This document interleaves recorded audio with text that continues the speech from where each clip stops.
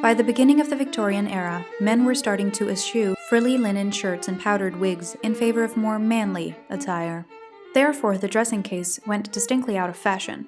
However, it enjoyed renewed popularity with women who were just starting to enjoy the golden age of travel.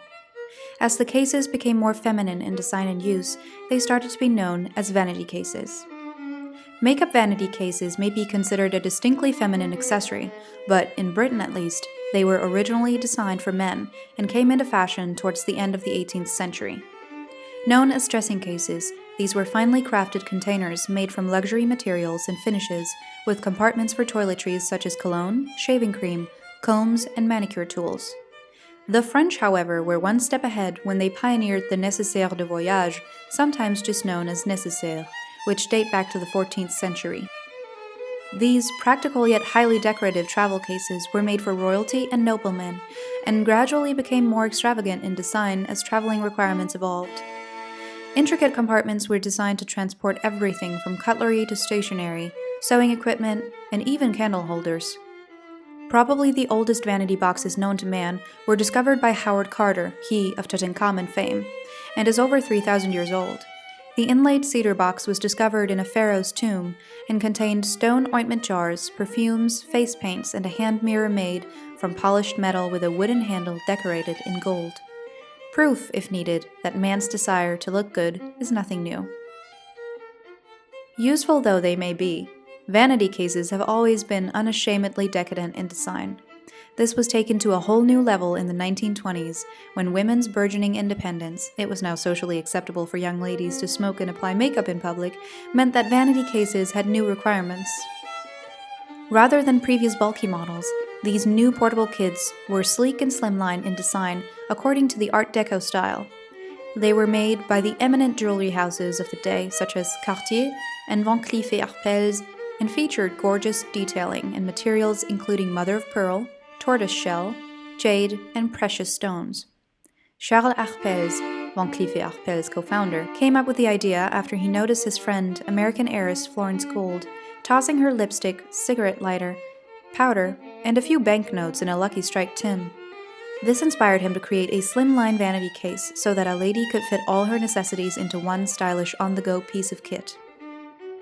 The concept of vanity can be traced back centuries to a time when personal grooming and self-care rituals were seen as important elements of one's appearance and social standing.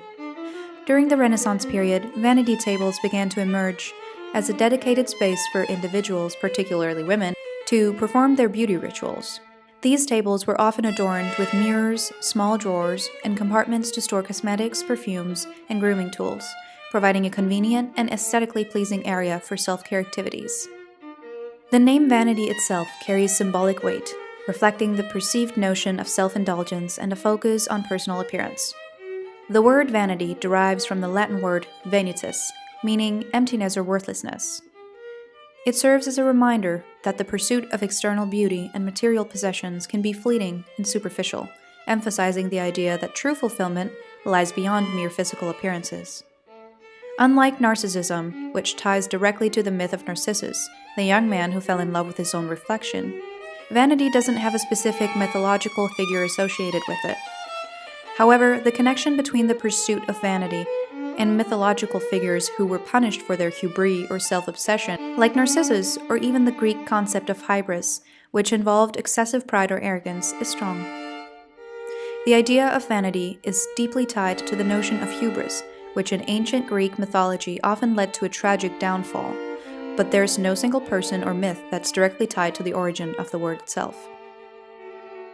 So, while vanity has no mythological person at its root, its cultural and historical layers are rich, with ideas about emptiness, self-deception, and the fleeting nature of worldly pursuits.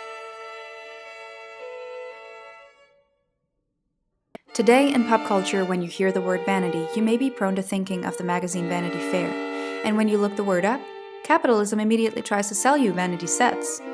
In Cologne, Germany, there's even a nightclub named Vanity Club, and to make matters more ironic, I quote from their page, "Vanity does not have an arrogant crowd and is one of the hippest addresses in the region, stands out for its sympathetic and stylish clientele," end quote. So this could argue that vanity has in fact lost its true meaning to pop culture.